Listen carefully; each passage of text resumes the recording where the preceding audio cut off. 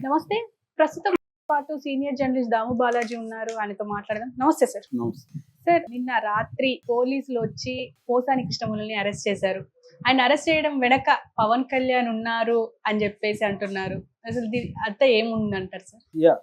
పోసాని కృష్ణమురళి అతను యాక్చువల్గా నేను రాజకీయాల నుంచి విరమించుకుంటున్నానని నవంబర్లో 2024 నవంబర్లో డిక్లేర్ చేశాడు. అందరికి సారీ చెప్పాడు. నా వల్ల ఎవరన్నా బాధపడి ఉంటే జీవితాంతం నేను రాజకీయాల్లోకి రాను, నా కుటుంబంలోనే గడుపుతాను అనేది ఆయన చెప్పారు.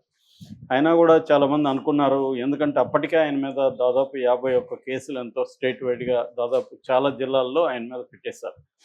సో ఎందుకంటే ఇప్పుడు రెడ్ బుక్ అనేది ఉంటే, రెడ్ బుక్ ఇప్పుడు అందరికీ రెడ్ బుక్ ఉంటుంది. లోకేష్ మాత్రం అనౌన్స్ చేశాడు తప్ప పవన్ కళ్యాణ్ కూడా రెడ్ బుక్ ఉంది. పవన్ కళ్యాణ్ కూడా కొంతమంది వైసీపీ నాయకుల పేర్లు రాసుకున్నారు. సో అందువల్ల పవన్ కళ్యాణ్ కూడా టార్గెట్ పెట్టుకొని వాళ్ళని అరెస్ట్ చేయిస్తున్నాడు అనేది ఒక వార్త అయితే బయటకు వచ్చింది. సో ఎందుకంటే పవన్ కళ్యాణ్ని పోసాని తిట్టినట్టుగా ఇంకెవరు తిట్టుంటారు. చాలా దారుణంగా వ్యక్తిగతంగా వాళ్ళ భార్యల గురించి, పిల్లల గురించి చాలా నీచంగా, అసలు అంటే వినలేని భాషలో ఆయన తిట్టాడు. ఇప్పుడు ఆ వీడియో కూడా వైరల్ అవుతుంది. దానికి ఆయన సమాధానం ఏంటంటే, నన్ను, నా భార్యను, నా పిల్లల్ని కూడా జనసేన వాళ్ళు తిట్టారు, పవన్ కళ్యాణ్ అభిమానులు తిట్టారు, కాబట్టి నేను తిడుతున్నానని ఆయన చెప్పి చేశాడు. అందులో కూడా వాస్తవం ఉంది. జనసేన అభిమానులు కూడా ఎలా తిడతారో అందరికీ తెలుసు. కత్తి మహేష్ లాంటి వాళ్ళని ఎట్లా ఫిజికల్గా కూడా దాడులు చేయడానికి ట్రై చేశారు. యాక్చువల్గా అందరికంటే వరస్ట్ ఎవరంటే జనసేన బ్యాచ్.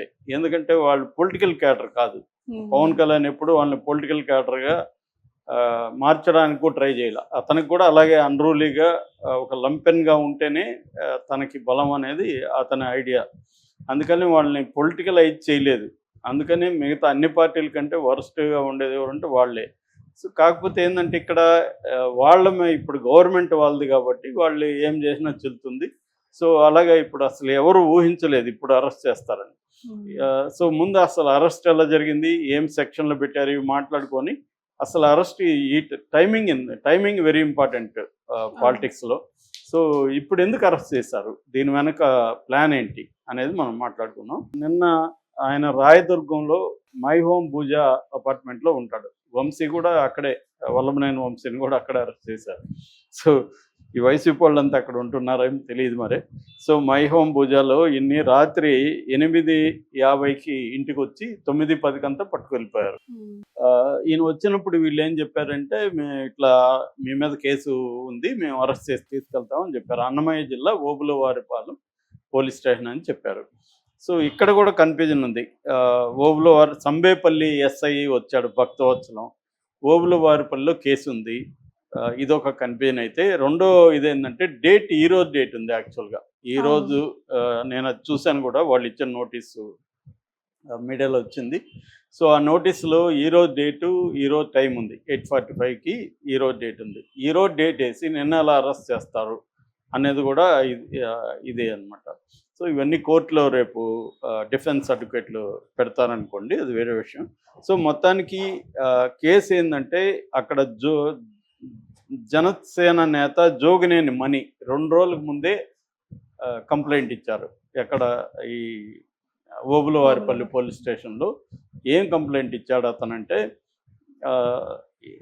ఇతను పవన్ కళ్యాణ్ మీద చాలా దుర్భాషలు ఆడాడు, అట్లాగే సినీ పరిశ్రమలో వివిధ కులాల మధ్య, వర్గాల మధ్య విభేదాలు సృష్టించేట్టుగా మాట్లాడాడు. ఇది అతను ఇచ్చిన కంప్లైంట్. దాన్ని బేస్ చేసుకొని వీళ్ళు ఏం కేసులు పెట్టారంటే, సెక్షన్లు పెట్టారంటే, బిఎన్ఎస్ కింద 196కి పెట్టారు. 196 అనే సెక్షన్ ఏం చెప్తుందంటే, హేట్రెడ్ని సమాజంలో వివిధ వర్గాల మధ్య, కులాల మధ్య, మతాల మధ్య హేట్రెడ్ని పెంచే విధంగా ప్రవర్తించినా, పోస్టులు పెట్టినా, మాట్లాడినా ఈ సెక్షన్ వర్తిస్తుంది. సో ఈయన అలా చేశాడు అనేది నెంబర్ 1. నెంబర్ 2, 353(2). 353లో మళ్ళీ సబ్సెక్షన్లు ఉంటాయి కదా, అలాగా సబ్సెక్షన్ 2 పెట్టారు.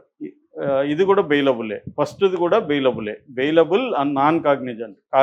నాన్ కాగ్నిజెంట్ తేడా ఏంటంటే, కాగ్నిజెంట్ అంటే కోర్టు పర్మిషన్ లేకుండా ఎవరినైనా అరెస్ట్ చేయొచ్చు, వారెంట్ అవసరం లేదు. కాగ్నిజెంట్ సెక్షన్ అయితే సో ఇది నాన్ కాగ్నిజెంట్, అంటే కోర్టు పర్మిషన్ ఉండాలి ఈ సెక్షన్లకి, ఈ 2 సెక్షన్లకి 196, 353 సబ్సెక్షన్ 2. మామూలుగా సబ్సెక్షన్ 1 అయితే నాన్ బెయిలబుల్, కానీ వీళ్ళు 2 పెట్టారు. ఈ సెక్షన్ ఏం చెప్తుందంటే ఫాల్స్ మిస్లీడింగ్ ఇన్ఫర్మేషన్ ఇచ్చి పబ్లిక్ని ఫాల్స్గా అలారం చేయడం. అంటే ఫర్ ఎగ్జాంపుల్ ఎయిర్పోర్ట్లో బాంబు ఉందని చెప్పి ఎవరైనా చెప్తే ఈ సెక్షన్ వర్తిస్తుంది. ఫాల్స్గా అలారం ఇవ్వడం పబ్లిక్ని, ఇది ఈ సెక్షన్. ఈయన ఏమి ఇచ్చడం మరి తెలియదు. ఇంకోటి అయితే ఇంకా ఘోరమైన సెక్షన్ పెట్టారు. అసలు సెక్షన్ ఈ సెక్షనే ఇంపార్టెంట్. అదేంటంటే 111 రెడ్ విత్ 3 సబ్సెక్షన్ 5. ఇదేంటంటే ఆర్గనైజ్డ్ క్రైమ్ చేసే వాళ్ళకి ఇది వర్తిస్తుంది. మరి ఈయన ఏ ఆర్గనైజ్డ్ క్రైమ్ సిండికేట్లో మెంబర్ అయితే ఈ సెక్షన్ వర్తిస్తుంది. లేదు ఆర్గనైజ్డ్ క్రైమ్ సిండికేట్లో మెంబర్కి ఈయన దాని ఏమంటారు దాచిపెట్టుండి concealing someone involved in the organized crime gangs, అట్లా ఎవరినన్నా దాచిపెట్టున్నా ఈ సెక్షన్ కిందకు వస్తారు. అట్లాగే ఆర్గనైజ్డ్ క్రైమ్ ద్వారా డబ్బులు ఏమన్నా సంపాదించి ఆ డబ్బులు ఈయనకి వచ్చుంటే కూడా ఈ సెక్షన్ వర్తిస్తుంది. ఈ సెక్షన్ ప్రధానం అనమాట. ఎందుకంటే ఇది నాన్ బెయిలబుల్, కాగ్నిజబుల్ అంటే ఇందాక చెప్పినట్టుగా కోర్టు వారెంట్ అవసరం లేదు. సో ఈ సెక్షన్ ఈయన మీద పెట్టారనమాట. ఇది పెట్టడంలో ఉద్దేశం ఏమంటే నోటీస్ లేకుండా అరెస్ట్ చేసేయచ్చు వెళ్ళి, నాన్ బెయిలబుల్ అండ్ కాగ్నిజబుల్ కాబట్టి దీనికి మినిమం 3 ఏళ్ళు, మ్యాక్సిమం లైఫ్ వరకు కూడా పడుతుంది, యావజ్జీవ శిక్ష, మినిమం 3 ఏళ్ళు. ఇది కానీ ప్రూవ్ అయితే ఇది పెట్టారు. నిజానికి ఇది ఏ రకంగానూ ఈయనకి వర్తించదు. పై 2 అంటే వర్తించవచ్చు, పై 2ల్లో కూడా ఫాల్స్ అలారం వర్తించదు. ఫస్ట్ 196 మాత్రమే వర్తిస్తుంది. ఈయన విభేదాలు రేకెత్తేజంగా మాట్లాడుతాం, అది మనందరి మీద పెట్టేయచ్చు ఈ సెక్షన్. ఎందుకంటే అది విభేదాలు వచ్చాయా, ఏమొచ్చాయి, ఇవన్నీ ఏమి లేవు కదా. మన మాటలు విభేదాలు కలిగించే విధంగా ఉన్నాయి. ఇప్పుడు మనం ఒక సెక్షన్ని విమర్శిస్తాం ఒక కాంటెక్స్లో, వాళ్ళు వచ్చి విభేదాలు పెట్టే విధంగా ఇతను మాట్లాడుతున్నాడు అని అందరు జర్నలిస్టుల మీద, ఫేస్బుక్లో ఉండి పోస్టుల మీద, అందరి మీద ఈ సెక్షన్లు పెట్టచ్చు వాళ్ళు అనుకుంటే. సో ఇదే బేసిక్గా ఆయన మీద పెట్టింది. అంటే ఆయన్ని వీళ్ళు అరెస్ట్ చేయాలని డిసైడ్ అయ్యారు 2 రోజుల ముందు. నిజానికి ఈయన మీద 50 కేసులు ఉన్నాయన్నాను కదా, ఆ కేసులో దేంట్లో అరెస్ట్ చేయలే. అది కూడా ఇప్పుడు ఒక ప్యాటర్న్కి తెరలేపింది తెలుగుదేశం కూటమి ప్రభుత్వం. ఏంటంటే నేను మిమ్మల్ని తిట్టాననుకో మీరు కేసు పెట్టరు, అతను పెడతాడు కేసు. అతనికి ఏం సంబంధమో తెలియదు. అలాగా ఎవరో సంబంధం లేని వాళ్ళు కేసులు పెడతారనమాట. రామ్ గోపాల్ మీద కూడా ఇలాంటివే ఉన్నాయి.